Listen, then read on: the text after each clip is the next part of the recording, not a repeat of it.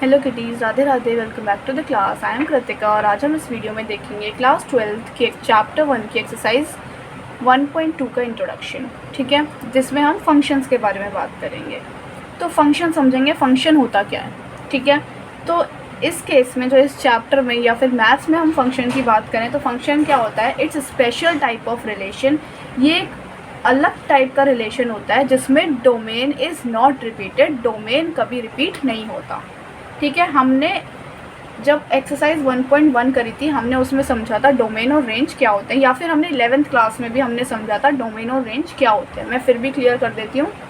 X और Y ये coordinates होते हैं, जिसमें एक्स क्या होता है, एक्स डोमेन होता है, और वाई क्या होता है, वाई रेंज होता है, ठीक है। बस यही बात बोली है कि डोमेन कभी रिपीट ना हो, मतलब एक्स की वैल्यू रिपीट नहीं होनी चाहिए, वही क्या है, हमारा फंक्शन है, ठीक है। तो इस केस में देखें तो ये क्या हो जाएगा, ये हो जाएगा हमारा डोमेन, ये सारे क्या हो जाएंगे, डोमेन। और जो ये 2, 4 एंड ये 6 ये क्या हो जाएगा, ये हो जाएगा रेंज। क्लियर है। एग्जाम्पल देखते हैं कैसे, क्या बात कर रही हूँ मैं कि कौन फंक्शन होता है या नहीं होता। सबसे पहले हम देखेंगे किस चीज़ को हम फंक्शन बोलेंगे और किसको हम फंक्शन नहीं बोलेंगे। तो सबसे पहले हम देखते हैं फंक्शन, कौन सा फंक्शन होता है कौन सा नहीं होता वो समझेंगे। क्या बोला है, सबसे पहले एक एग्जांपल है। रिलेशन में ये 3 एलिमेंट्स लिखे हैं, पेयर 1 2 1 3 एंड 2 4। मैंने इसका डायग्राम से रिप्रेजेंटेशन किया है, जो मैंने आपको प्रीवियस वीडियोस में भी समझाया था कैसे करते हैं, और क्लास 11th में भी हम पढ़ कर आए हैं कैसे रिप्रेजेंटेशन करते हैं।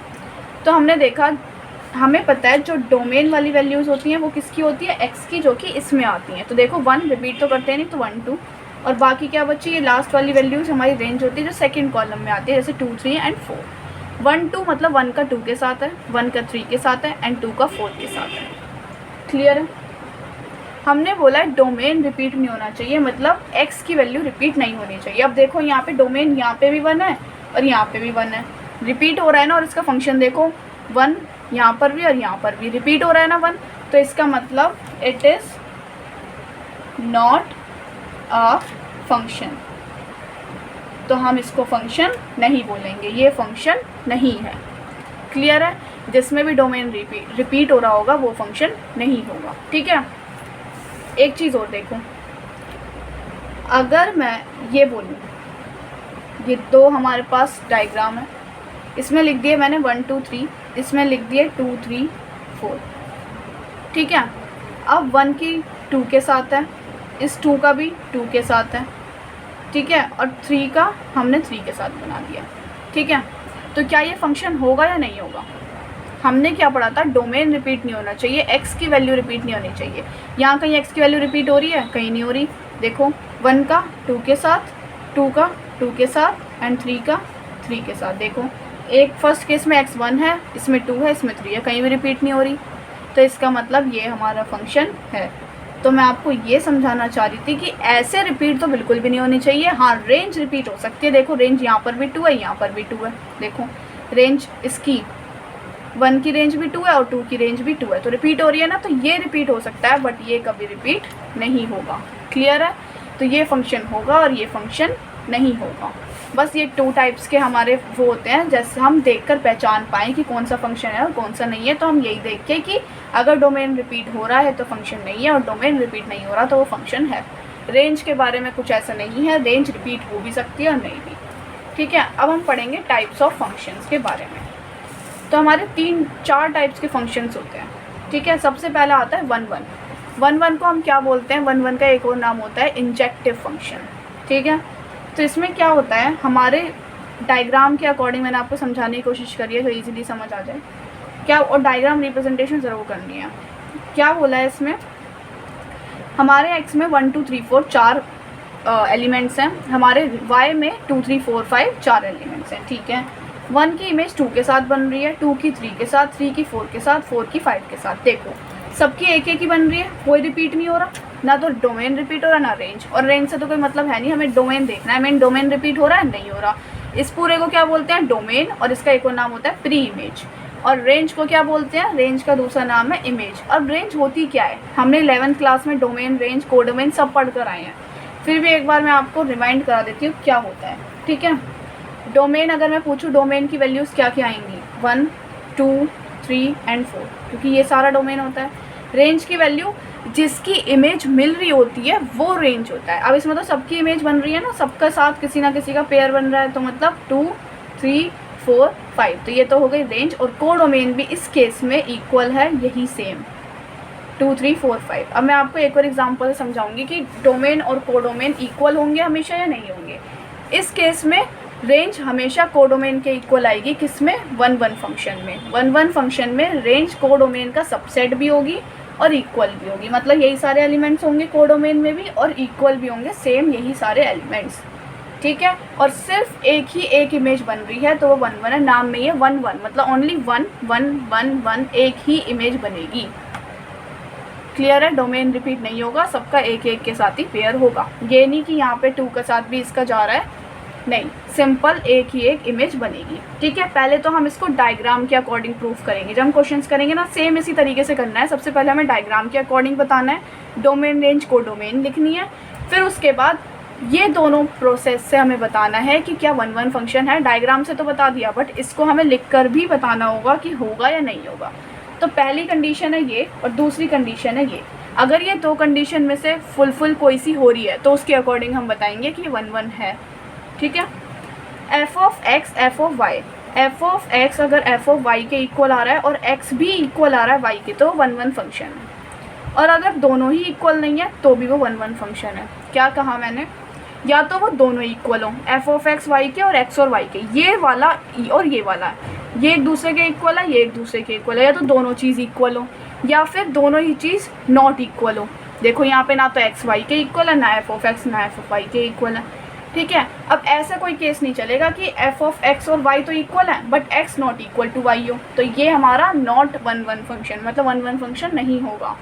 दोनों में सेम कंडीशन होनी चाहिए, या तो ये भी इक्वल और ये अनइक्वल है तो ये भी अनइक्वल, तो ही वो 1 1 फंक्शन होगा। तो पहले डायग्राम बनाना है, फिर उस डायग्राम से पूरा ऐसे सारा प्रोसेस दिखाना है, फिर उसके बाद हमें ये भी करके दिखाना है, चेक करके कि क्या ये वाली कंडीशन है तो 1 1 है, अगर ये वाली कंडीशन है तो भी 1 1 है, इसके अलावा कोई भी कंडीशन आएगी तो वो नॉट अ 1 1 फंक्शन, ठीक है।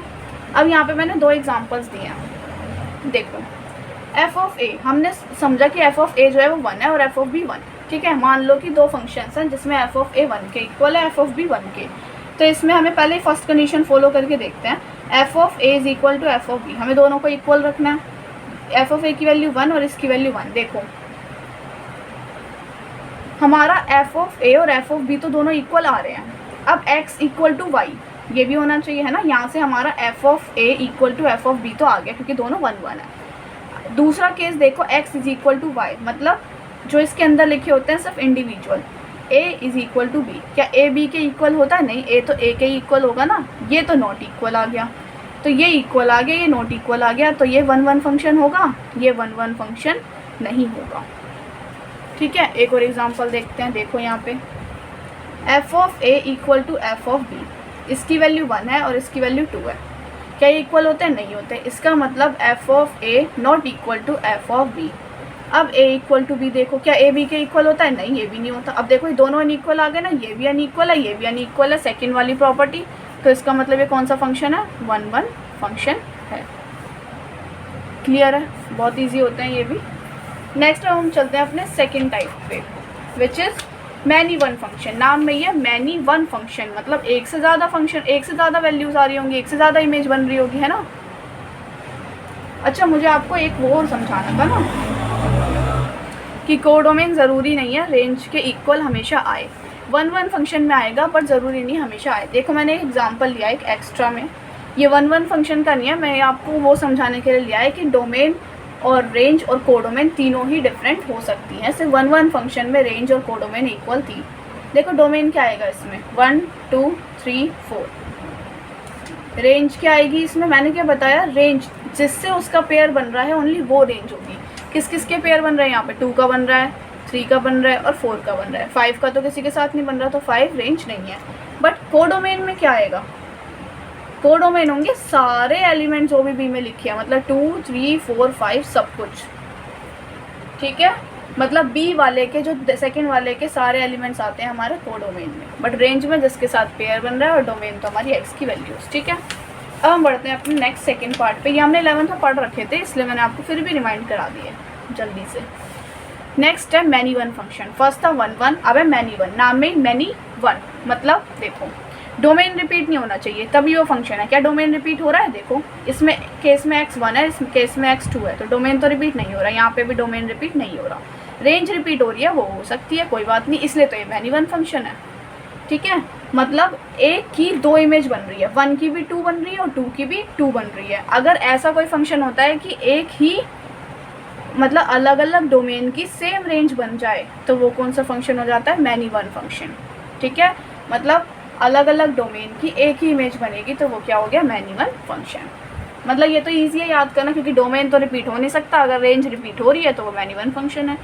नेक्स्ट आता है थर्ड पार्ट, ऑन टू या फिर सर्जेक्टिव फंक्शन। ऑन टू को सर्जेक्टिव भी बोल देते हैं। इसमें क्या होता है, उसमें था एफ ऑफ 1 1 में क्या था, f of x f of y के इक्वल होना चाहिए और एक्स और वाई भी इक्वल होने चाहिए, बट यहाँ पे क्या है, एफ ऑफ एक्स वाई के इक्वल होना चाहिए। ठीक है, वो हम पढ़ेंगे जब हम क्वेश्चंस में करेंगे, तो ये क्या कहना चाह रहा है हम उसमें अप्लाई करके देखेंगे, तब इजीली समझ आएगा। अभी नॉर्मल हमें बेसिक चीज़ें समझनी है। ऑन टू में क्या होता है, रेंज हमारी कोडोमेन के इक्वल हो जाए। वहाँ पे क्या था, रेंज या तो सबसेट हो या इक्वल हो, है ना। 1 1 फंक्शन में रेंज या तो सबसेट होती थी या फिर इक्वल होती थी, है ना, but range onto function में रेंज कोडोमेन के इक्वल ही होनी चाहिए। क्लियर है बात? देखो इसमें डोमेन क्या है, डोमेन 1 2 3 और रेंज 2 3 4 और कोडोमेन 2 3 4। रेंज और कोडोमेन दोनों सेम आएंगे क्योंकि एक भी कोई भी एक्स्ट्रा नंबर नहीं बच रहा। तो जब भी रेंज कोडोमेन के इक्वल आ जाएगी वो कौन से हो जाएंगे? Onto function. 1 1 फंक्शन बहुत क्लियर थे, हमने पढ़े 1 1 फंक्शन। 1 1 फंक्शन में क्या था कि एक ही इमेज नॉर्मल बनेगी। मैनी वन फंक्शन में क्या है, इसकी भी ये हो सकती है, इसकी भी ये हो सकती है ना, रेंज रिपीट हो सकती है। तीसरा क्या है, onto function. Onto function में क्या है कि सबकी इमेज बन रही होगी, पर ज़रूरी नहीं कि सीधी सीधी बन रही होगी, कहीं से कहीं भी बन सकती है। ठीक है, यहाँ पे स्ट्रेट, यहाँ पे रिपीट और यहाँ पे टेढ़ा मेढ़ा कैसी भी बन सकती है इमेज, वो ऑन टू हो गया, जिसमें सारे इक्वल होंगी हमारी कोडोमेन के। ठीक है, अब आता है last bijective function. Bijective function क्या कहता है, नाम में ये बाय मतलब दोनों, 1 1 फंक्शन भी और ऑन टू भी। अगर कोई फंक्शन हमारा 1 1 भी है और ऑन टू भी है, मतलब 1 1 मतलब हमारा कोडोमेन जो है रेंज के सबसेट और इक्वल भी है, और रेंज कोडोमेन के इक्वल भी है, मतलब हमारी जो ऑन टू फंक्शन ये वाला, मतलब हमारी सिंगल इमेज भी बन रही है और हमारी डिफरेंट इमेज भी बन रही है, मतलब सिंगल भी जा रही है, ठीक है, और हमारी रेंज कोडोमेन के भी इक्वल आ रही है। दैट मीन्स कि हमारा f of x f of y के भी इक्वल है और एफ ऑफ एक्स वाई के भी इक्वल है। तो ये 1 1 का था, ये ऑन टू का था। तो अगर ये दोनों कंडीशन फॉलो हो रही हैं तो वो क्या हो जाता है, बाइजेक्टिव। हम पढ़ेंगे क्वेश्चंस में, जब अप्लाई करेंगे बहुत इजीली समझ आएगा। अभी हमने 4 चीज़ें पढ़ी, 1 1, मैनी वन, ऑन टू और बाइजेक्टिव, मतलब जो 1 1 भी हो और ऑन टू भी हो। क्लियर है? कोई डाउट तो नहीं। हम नेक्स्ट वीडियो में इसकी एक्सरसाइज देखेंगे और अच्छे से क्लियर हो जाएगा इसको हम कैसे अप्लाई करते हैं। इस वीडियो में इतना ही था। अब नेक्स्ट वीडियो में इसकी एक्सरसाइज के क्वेश्चंस करेंगे, इसके ऊपर क्वेश्चंस अप्लाई सॉल्यूशन करके देखेंगे, तो हमें बिल्कुल समझ आएंगे सारे कॉन्सेप्ट जो है अप्लाई करेंगे। ठीक है, कोई भी डाउट हो मुझे कमेंट सेक्शन में बताना। 2-3 बार इस वीडियो को देखना, फिर सेल्फ करने की कोशिश करना, बिल्कुल आराम से क्लियर हो जाएगी सब चीज़। और इस वीडियो को ज़रूर देखना, फिर हम नेक्स्ट एक्सरसाइज पे मूव ऑन करना। जब मैं एक्सरसाइज करवाऊँगी उससे पहले ये इंट्रोडक्शन वीडियो ज़रूर देख लेना। ठीक है, आई होप आपको समझ आया होगा। अगर आपको समझ आया हो तो प्लीज़ लाइक कीजिए, कमेंट कीजिए अपने डाउट सारे जो भी हैं, और सब्सक्राइब कीजिए, अपने क्लासमेट्स के साथ शेयर कीजिए, और ऐसे मेरे साथ पढ़ते रहिए, हंसते रहिए, मुस्कुराते रहिए और अपना ध्यान रखिए। राधे राधे।